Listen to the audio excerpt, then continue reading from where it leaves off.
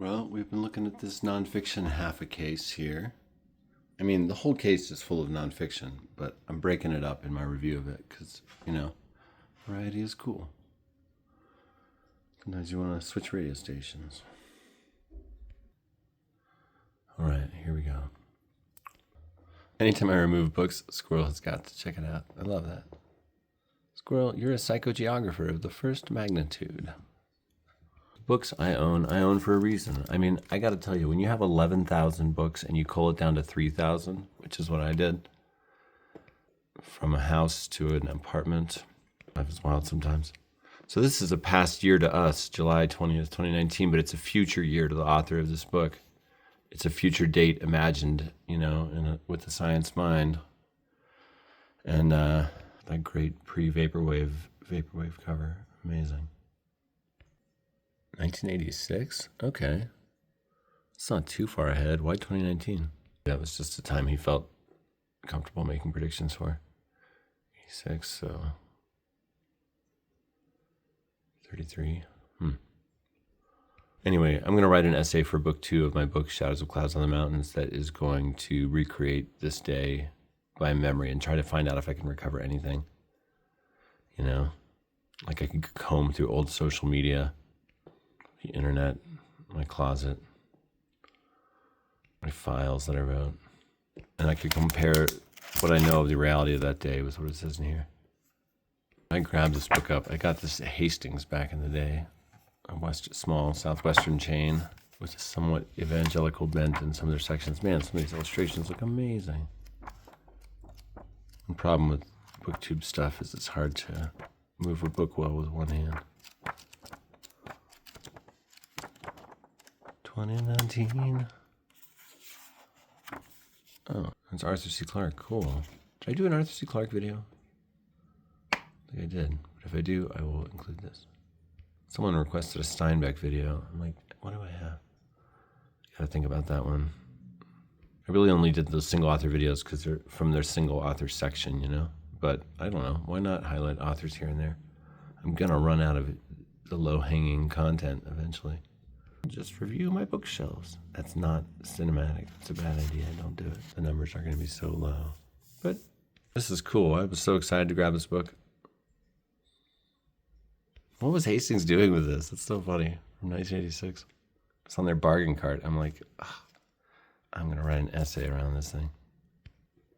Someone must have revisited it around that time. Maybe? Because people have like computers looking for keywords and stuff for stories all the time now. Dates, etc. An anniversary is always a story. This book looks really cool. History of the City by Leonardo Benevolo. I think I should read this before I complete book 2 of my book because I really want to put like the city into that book. Albuquerque. This book looks cool, full of visuals. And like, what a great topic, cities.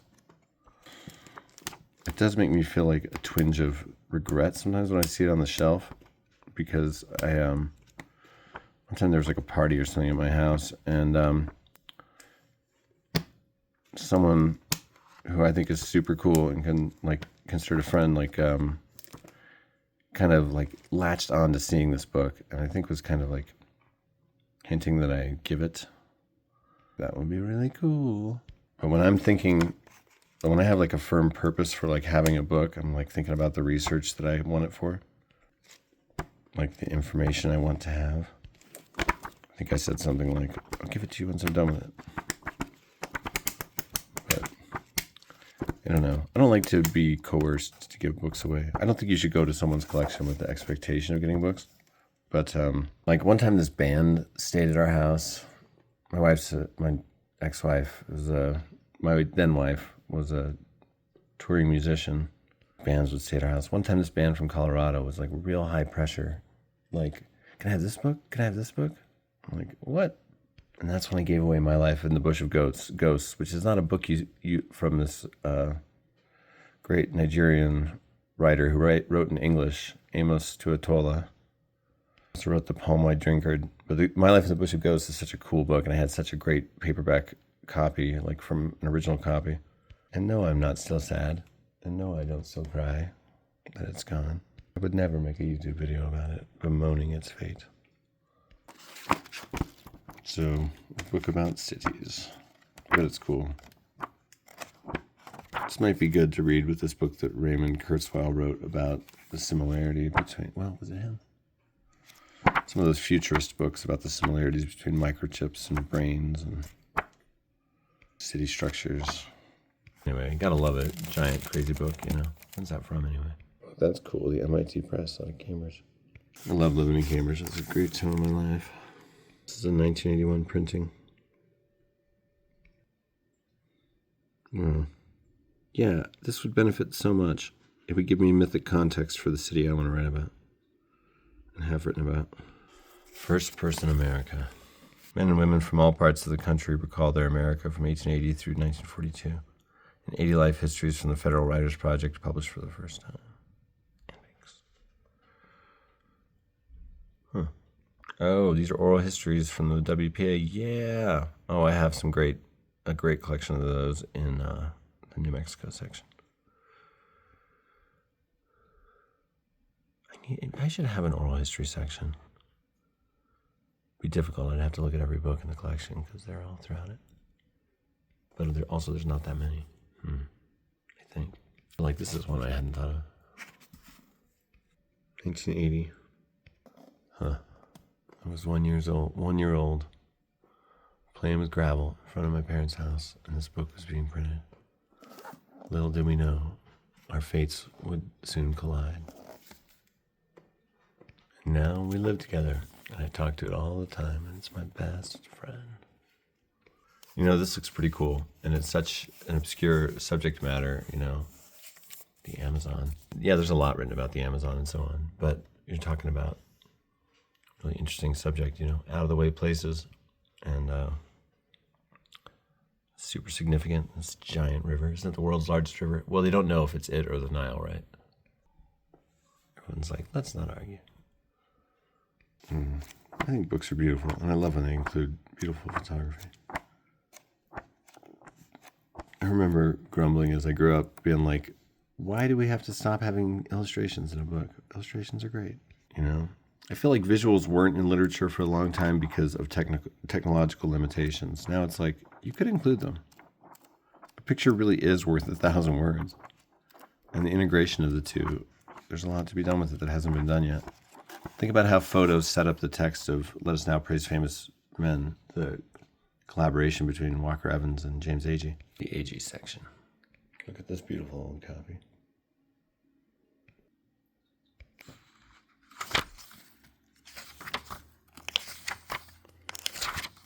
It's just captionless images from Walker Evans. Evans and Agee basically lived with this tenant family, well, with a few tenant families. Over 6 weeks, they were originally going to write an article and went crazy. Became this giant, pretty stream of consciousness book about poor tenant farmers, basically indentured slaves, servitude.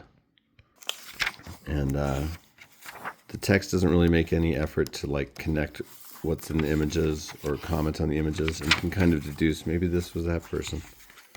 But it almost doesn't matter. It's just like, here's this experience deconstructed. There's a scene in this book that's so amazing where everyone's gone and Agee just kind of goes through their house and like looks at everything. He opens drawers and cupboards and stuff and writes about all of it.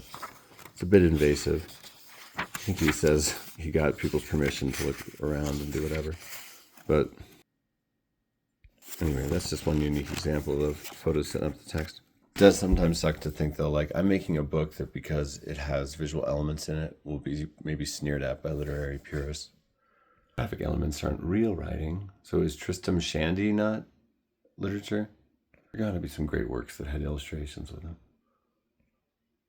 But I guess I would sneer back, you know. Or I'd say, you know, when elements don't want to be in a work, I don't know, take them as a challenge to your sensibilities.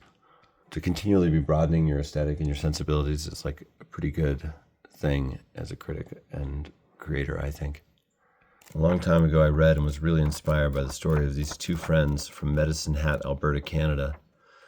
And they in a canoe went on a network of rivers like halfway down Central America, or into South America even, before kind of coming to something of a dead end and stopping. But it was like a multi-year crazy trip. Inspired me to do a 7-month canoe trip of my own around the circumference of Lake Powell in Utah and Arizona. And but man, they had some crazy South American stories. Those friends. And of course, the Amazon is the lungs of the world. Oxygen. It's life there could hold many cures to many things. That's crazy. I mean, I don't think we should be like, test all the animals. Like they're toxins or whatever. Because like if you touch certain frogs, you die. Still like uncontacted peoples living there. I mean, at this point, probably everyone's been contacted, kinda, somewhat. But supposedly there's still some uncontacted groups out there. Yeah, I think there's a lot more going on in the world than people know. You know, I've collected a lot of the folklore and history of the Sandia Mountains, and at the south end, sometimes you hear things that just, you hear them from multiple sources, and though they're not kind of canonical to the historical established, you know, list of facts or whatever. Like, but I've encountered a couple that I kind of believe. One is from the north end of the Sandia Mountains, and it's that in 1680 during the Pueblo Revolt, there were actually some Spanish families that stayed around that area because they were on good terms with their native neighbors and friends there. And they're like, can't we just stay back in our canyon? And the people were like, okay.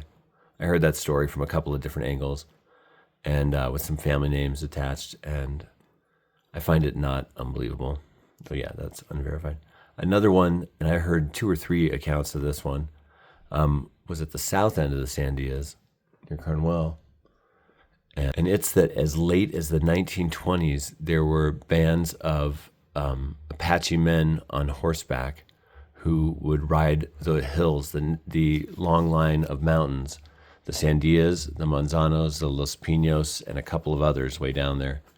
And they were still like living nomadically, and that they had occasionally like kidnapped people to go with them, and like younger people to like make them herd their flocks and stuff. And I mean, like, what? The 1920s? And I'm like, I'd have to do so much research to even like speculate about this in print, you know? But still, when you hear like more than one anecdotal report, it's like, that's very interesting. And another one, the Jews were hidden in these caves from Europe that had somehow been smuggled over here, and they were allowed to live in these caves back behind the ghost town of Hagen during World War II. I'm like, why have I heard that story multiple times? I've never seen a written verification of it. And of course, sometimes the stuff you discover out there is just, it's not in any book, or it may never be verified, but you know what you saw, or I know what I saw. Like one time, so I was very lucky. My book that I wrote for Towns of the Sandia Mountains, the copy I have is my dad's old copy. He has dementia now and is in a home. But I hear he still thinks we're going to move to Alaska and open a Bahama Bucks and Freddy's Steakburger dual chain. That's his final fantasy. I haven't talked to him in a long time because he doesn't have a cell phone anymore, and he's not very easy to reach. And he's kind of like just a gif of his old self, you know, repeating these things. Do not get him started on Vietnam.